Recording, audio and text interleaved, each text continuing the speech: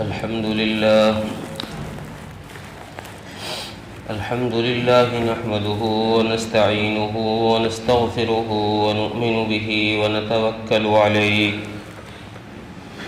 ونعوذ بالله من شرور أنفسنا ومن سيئات أعمالنا من يهده الله فلا مضل له ومن يضلله فلا هادي له ونشهد أن لا إله إلا الله وحده لا شريك له ونشهد أن سيدنا وسندنا وحبيبنا وشفيعنا ومولانا محمدا عبده ورسوله أما بعد فأعوذ بالله من الشيطان الرجيم بسم الله الرحمن الرحيم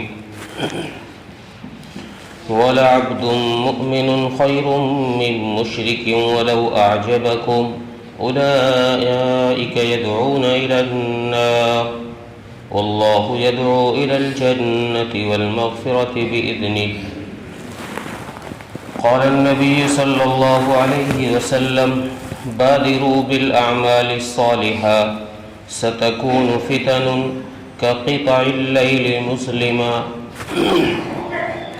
ويصبح الرجل مؤمنا ويمسي كافرا ويمسي الرجل مؤمنا ويصبح كافرا أو كما قال عليه الصلاة والسلام۔ واجب الاحترام بزرگوں، عزیزوں، غیور، نوجوان دوستوں اور بھائیوں، اللہ تبارک و تعالی نے ہم سب کو بے شمار نعمتیں عطا کر رکھی۔ خود قرآن نے یہ بات کہی ہے وَإِن تَعُدُّوا نِعْمَةَ اللَّهِ لَا تُحْصُوهَا، کہ اللہ تبارک و تعالیٰ کی اتنی نعمتیں تم کو عطا کی گئی ہیں کہ اگر تم ان کو شمار کرنا چاہو، گننا چاہو تو نہیں گن سکتے۔ اتنی نعمتیں اللہ تبارک و تعالیٰ نے ہم سب کو عطا کی، لیکن ان نعمتوں میں کچھ نعمتیں وہ ہیں جن کا کوئی نعم البدل نہیں ہے، جن کی کوئی مثال اور مثل نہیں ہے۔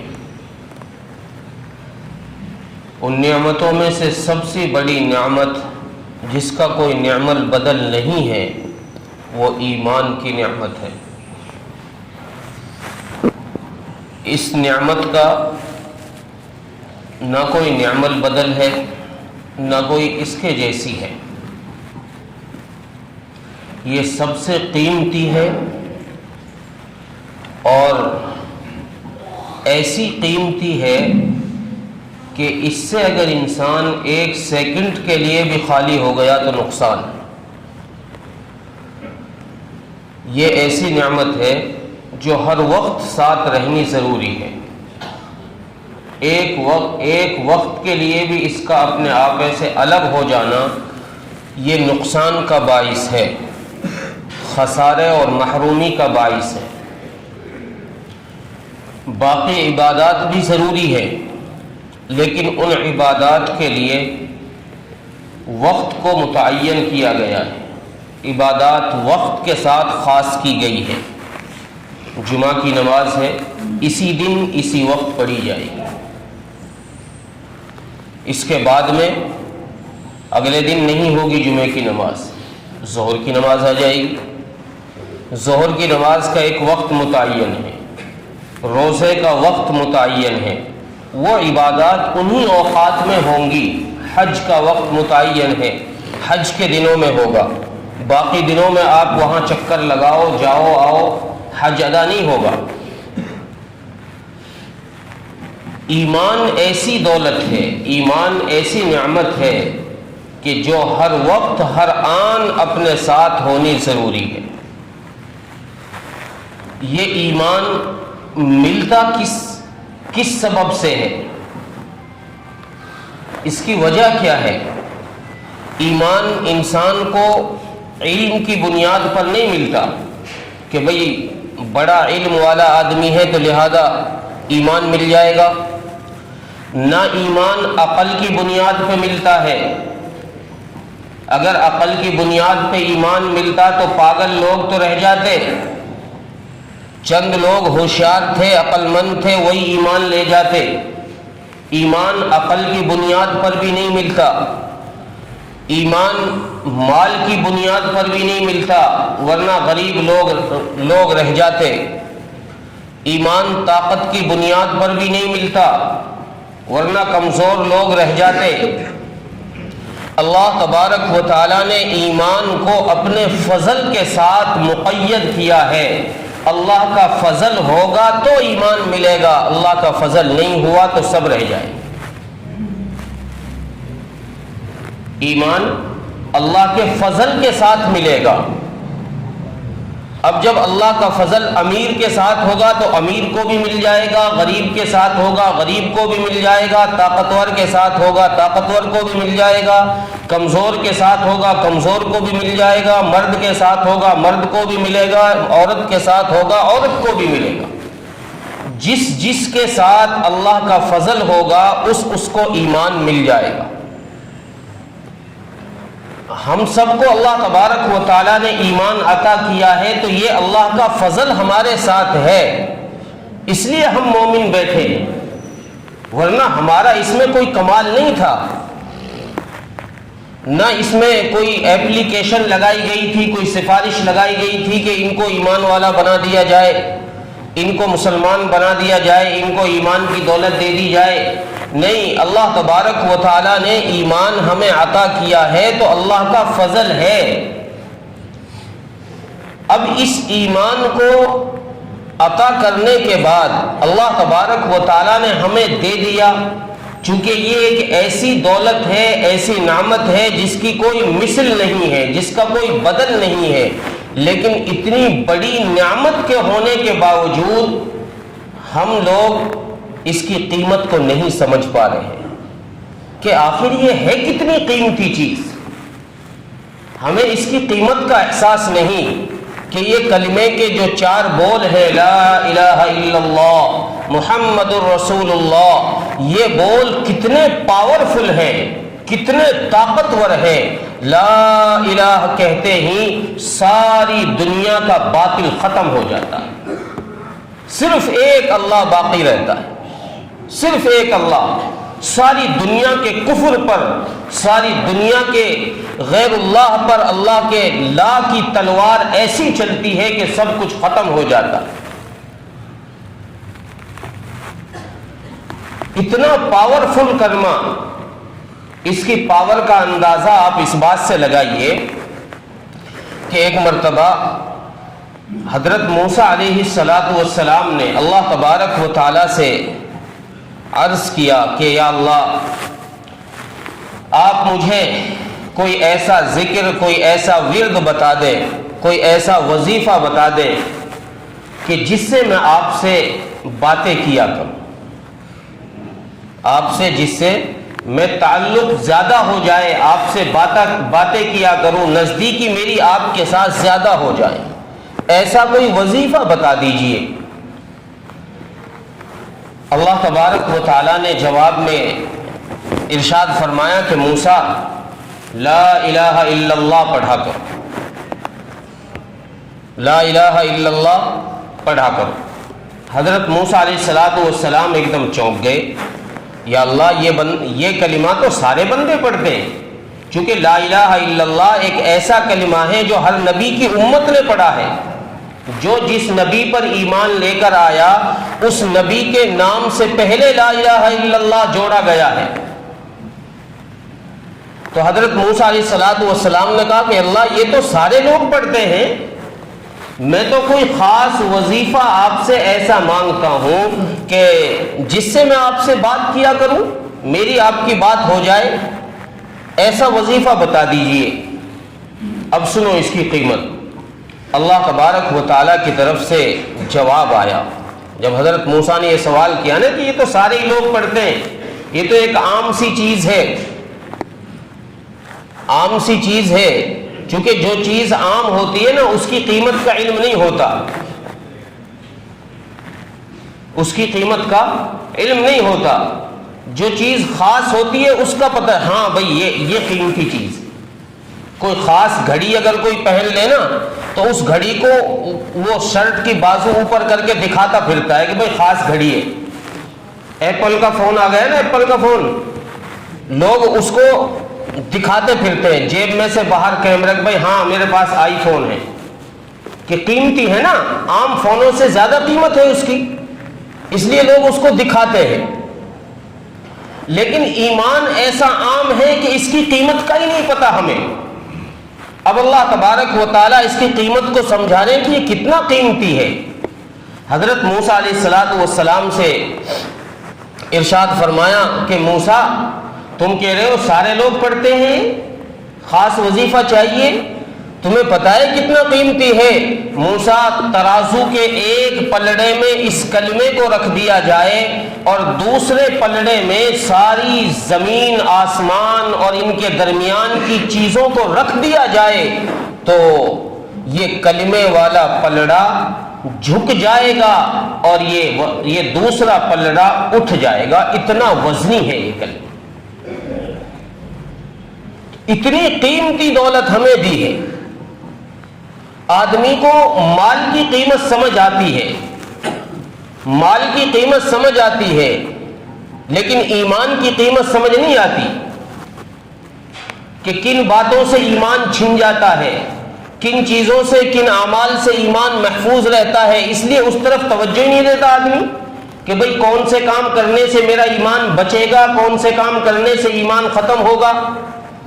چونکہ اس کی قیمت کا نہیں پتا نا، قیمت کا پتا ہے مال کی، اور مال میں بھی وہ چیزیں جو زیادہ قیمتی ہیں. اس لیے آپ دیکھتے ہوں گے جب لوگ کسی فنکشن میں جاتے ہیں گھر میں تالا لگا کر، تو گھر کے جو عام چیزیں ہوتی ہیں، چارپائیاں، بسترے، برتنیں، وہ یوں ہی پڑے رہتے ہیں، اور ان جن کمروں میں چارپائیاں، بستر وغیرہ ہوتے ہیں ان میں خالی کنڈی لگا دیتے ہیں. اور جو بکسا ہوتا ہے نا زیورات کا بکسا ہوتا ہے، جو اس بکسے کو الماری کے اندر دراز میں اندر چھپا کے رکھتے ہیں، پھر اس دراز میں تالا، پھر الماری میں باہر سے تالا، پھر اس کمرے میں باہر سے لوگ، اتنی حفاظت کے ساتھ اس کو رکھا جا رہا ہے. کیوں؟ اس لیے کہ اس کی قیمت کا پتہ ہے. اور چور جب بھی چوری کرتا ہے، ڈاکو جب بھی ڈاکہ ڈالتا ہے، وہ ہمیشہ قیمتی چیز چراتا ہے. کبھی نہیں سنا ہوگا آپ نے کہ چوروں نے نقب لگائی، کسی کا دروازہ توڑا، وہ بستر اور چارپائی لے کے بھاگ گئے؟ سنا؟ چور ضرب لگائیں اور وہ گھر کے برتن لے کے جائیں، ایسا نہیں ہے، چونکہ ان کو پتا ہے کہ ان کی کوئی قیمت ہی نہیں ہے. چور جب بھی چوری کرے گا تو وہ گھر کا قیمتی مال، زیورات، روپے، پیسے لے کر جائے گا. انسان کے پاس سب سے بڑی نعمت اللہ تبارک و تعالیٰ کی طرف سے ایمان ہے. اس ایمان کا ڈاکو شیطان، اس ایمان کا ڈاکو شیطان، وہ شیطان انسان کے پیچھے ایسا لگا رہتا ہے، وہ یہ چاہتا ہے کہ اس سے کسی نہ کسی وقت اس ایمان کو ختم کرا دوں، اس ایمان کو اس سے چھین لوں، یہ ایمان سے خالی ہو جائے. اور اگر زندگی بھر اس کی محنت ناکام ہوتی ہے تو پھر آخری وقت میں بھی وہ زور لگاتا ہے کہ کسی طرح اس کا خاتمہ ایمان پر نہ، کسی طرح اس کا خاتمہ ایمان پر نہ. اس ایمان کی قیمت ہمیں کیوں نہیں پتا؟ اس کی بڑی وجہ یہ ہے کہ اس ایمان پر ہمارا کچھ لگا نہیں، اس ایمان پر ہمارا کچھ نہیں لگا. میرا باپ بھی ایمان والا تھا، مسلمان تھا، دادا بھی مسلمان تھا، میں بھی مسلمان ہو گیا، لگا تو کچھ نہیں نا. قیمت کا پوچھو بلال سے جا کے، بلال بتائے گا تمہیں لا الہ الا اللہ کیا چیز ہے. جس لا الہ الا اللہ کی بنیاد پر بلال کو تپتی ہوئی ریت میں لٹایا گیا ہے، کمر کو زخمی کیا گیا ہے، سینے پر چٹان رکھی گئی ہے، اس لا الہ الا اللہ کی قیمت تمہیں بتائے گی سمیہ. حضرت سمیہ سے جا کے پوچھو کہ تیری جان کیوں لی ہے دشمنوں نے، اس لا الہ الا اللہ کی قیمت تمہیں بتائے گا صہیب رومی، اس لا الہ الا اللہ کی قیمت تمہیں بتائے گا حضرت خباب. جن لوگوں نے اپنی جانیں قربان کی ہیں وہ بتائیں گے تمہیں کتنی قیمتی دولت ہے یہ، جس کے لیے جانیں قربان کر دی لیکن اس نعمت کو اپنے سے جدا نہیں ہونے دیا، الگ نہیں ہونے دیا۔ جان جا رہی ہے چلی جائے۔ حضرت خبیب رضی اللہ عنہ جب کافروں نے سولی پر چڑھایا نا، حضرت خبیب کو جب کافروں نے سولی پر چڑھایا تو رونے لگے، تو کافروں نے سوچا کہ ہو سکتا ہے یہ ڈر گئے ہوں، ایمان سے پھر جائیں، کافر ہو جائیں۔ نیچے اتارا، بھائی کیوں رو رہے ہو؟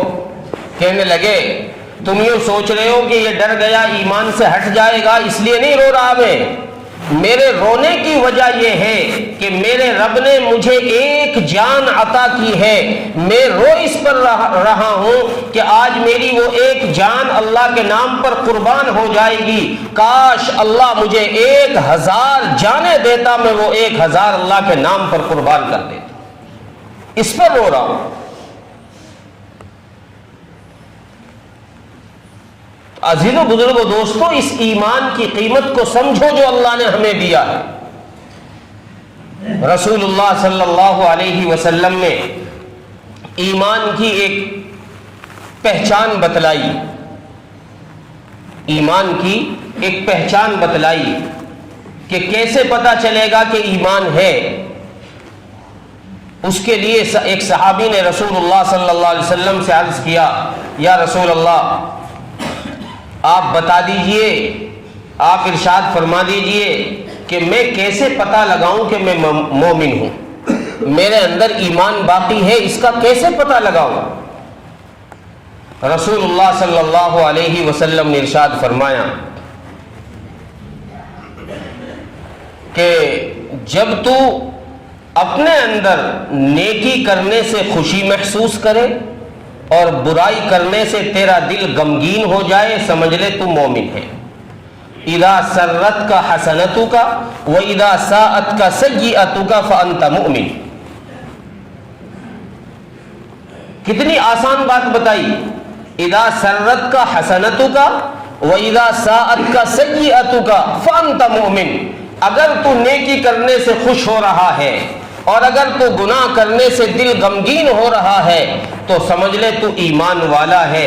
اگر یہ احساس تیرے اندر نہیں ہے، تو گناہ کرنے سے غمگین نہیں ہوتا، نیکی کرنے سے تجھے خوشی نہیں ہوتی، سمجھ لے تیرا ایمان اندر سے خالی، اندر میں ایمان نہیں ہے۔ اب اس ایمان کو بچائیں کیسے؟ جیسے میں نے عرض کیا کہ ایمان ملا ہے اللہ کے فضل سے، اللہ کا فضل ہوگا تو ایمان ملے گا۔ ایمان بچے گا کیسے؟ ایمان بچے گا بھی اللہ کے فضل سے، ایمان بچے گا بھی کہیں سے؟ اللہ کے فضل سے۔ قرآن کریم کہتا ہے نا فَمَنْ زُحْزِحَ عَنِ النَّارِ وَأُدْخِلَ الْجَنَّةَ فَقَدْ فَازَ، کہ جس کو جہنم سے بچا کر جنت میں داخل کر دیا گیا، جنت میں داخل کر دیا گیا، یہ نہیں کہ جنت میں داخل ہو گیا، کر دیا گیا۔ کر دیا گیا کس کی طرف سے؟ اللہ کی طرف سے۔ تو پتہ چلا کہ اللہ کے فضل سے ہی ایمان بچے گا، اللہ کے فضل سے ہی ایمان بچے گا۔ اس ایمان کو بچانے کے لیے اللہ کے فضل کو اپنے ساتھ شامل حال رکھنا ضروری۔ اب اس کے لیے کیا کرنا؟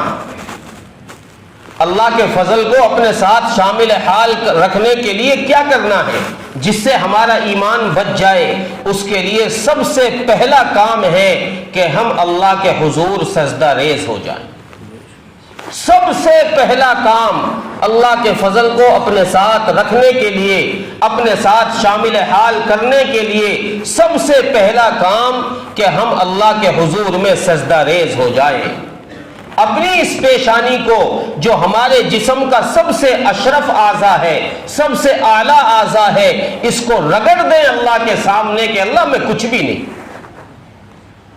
میں کچھ بھی نہیں، تو ہی ہے سب کچھ، تو تو ہی میرا بڑا ہے، تو ہی میرا رب ہے، تو ہی میرا خالق ہے، اپنے آپ کو اللہ کے حضور میں رگڑ دے، تو سب سے پہلا کام ہے 5 ٹائم کی نماز کی پابندی۔ ایمان ایسے نہیں بچ کے جائے گا، اللہ کے فضل سے بچ کے جائے گا۔ اللہ کے فضل کے لیے سب سے پہلا کام روزانہ 5 ٹائم کی نماز کی پابندی۔ اب بندہ فجر کی نماز پڑھنے کے لیے آتا ہے اللہ کے حضور میں، نماز پڑھ کے جاتا ہے، پھر 6-7 گھنٹے کا وقفہ ظہر پڑھنے کے لیے آتا ہے، اللہ کے حضور میں آ کر وہ اللہ سے پیشانی نیچے رگڑ کر کے کہتا ہے کہ اللہ میں نے گناہ کر لیے، فجر سے ظہر تک کا وقفے میں نے بہت سارے گناہ کر لیے، اللہ میں گناہ بھی نہیں چھوڑ سکتا، شیطان مجھ پر غالب آ گیا، میں گناہ بھی نہیں چھوڑ سکتا، میرے اللہ میں تجھے بھی نہیں چھوڑ سکتا، میں تجھے بھی نہیں چھوڑ سکتا۔ نماز پڑھنے کا مطلب تو یہی ہے نا، بندہ نیاز مندی دکھانے کے لیے آ رہا ہے کہ اللہ تو بڑا ہے، میں عاجز ہوں، تو خالق ہے، میں مخلوق ہوں، تو مالک ہے، میں مملوک ہوں، یہی تو دکھانے کے لیے آ رہا ہے۔ ظہر میں آتا ہے، اللہ تبارک و تعالیٰ کہتے ہیں چلو میرے بندے نے کوئی نہیں گناہ کر لیا، اس سے چلو صلح صفائی کر لو، اور فرشتوں سے کہتے ہیں کہ فرشتے فجر سے ظہر تک کے جو گناہ ہیں سب مٹا دو، فجر سے ظہر تک کے جو گناہ ہیں وہ سب مٹا دو میرے بندے کے۔ اب یہ بندہ ظہر پڑھ کے گیا، پھر یہ گناہوں میں لگ گیا، گناہ کیے، پھر عصر میں آیا اللہ کے سامنے، پھر نیاز مندی سے ہاتھ باندھ کے کھڑا ہوگا کہ اللہ میں کیا کروں، میں کمزور ہوں، مجھ سے پھر گناہ ہو گئے، مجھ سے پھر گناہ ہو گئے، تو مجھے معاف کر دے۔ اللہ تبارک و تعالیٰ عصر میں پھر فرشتوں سے یہی بات کہتے ہیں کہ فرشتوں چلو میرا بندہ یہ تو کہہ رہا ہے نا کہ میں اللہ میں تجھے مانتا ہوں اپنا خالق، تجھے اپنا رب مانتا ہوں، تیرے سامنے سجدہ ریز ہونے کے لیے میں آیا ہوں، اس لیے میرے اللہ تو مجھے معاف کر دے۔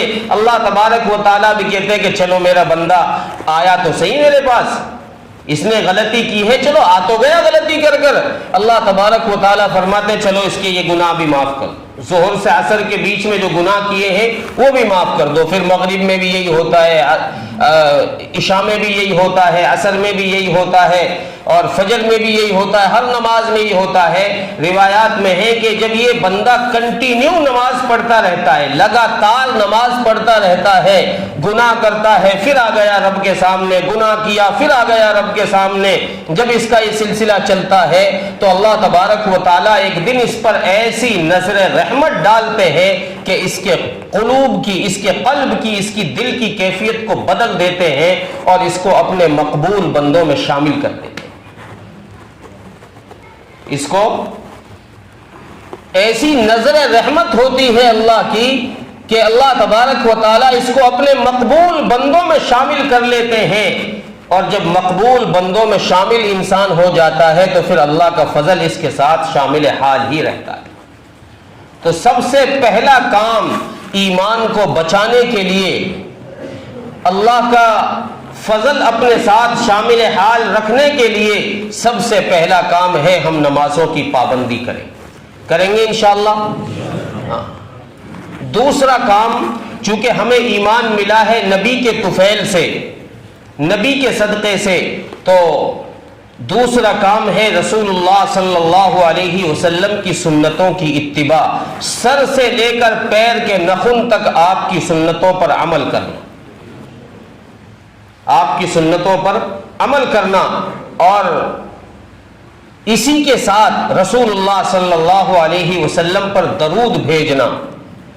یہ دو کام ہم کر لیں، نماز پڑھنا، نبی کی سنتوں کی اتباع کرنا، اور نبی پر درود بھیجنا۔ چونکہ نبی کی سنتوں کی اتباع سے کیا ہوگا؟ قرآن کہتا ہے قُلْ إِن كُنتُمْ تُحِبُّونَ اللَّهَ فَاتَّبِعُونِي يُحْبِبْكُمُ اللَّهُ، کہ تم میرے نبی کا طریقہ اختیار کرو، اللہ تبارک و تعالیٰ تم سے محبت کرنے لگ جائے، اللہ کے تم محبوب بن جاؤ گے۔ جب اللہ کے محبوب بن گئے تو پھر اور چاہیے کیا؟ اللہ کا قریبی تو بننا چاہتے ہیں ہم، اللہ کا فضل ہی تو چاہتے ہیں۔ جب اللہ کا محبوب بن جائیں گے تو انشاءاللہ ہمارا خاتمہ ایمان پر ہوگا۔ اللہ تبارک و تعالی ہم سب کو کہنے سننے سے زیادہ عمل کی توفیق عطا فرمائے۔ وآخر دعوانا الحمدللہ۔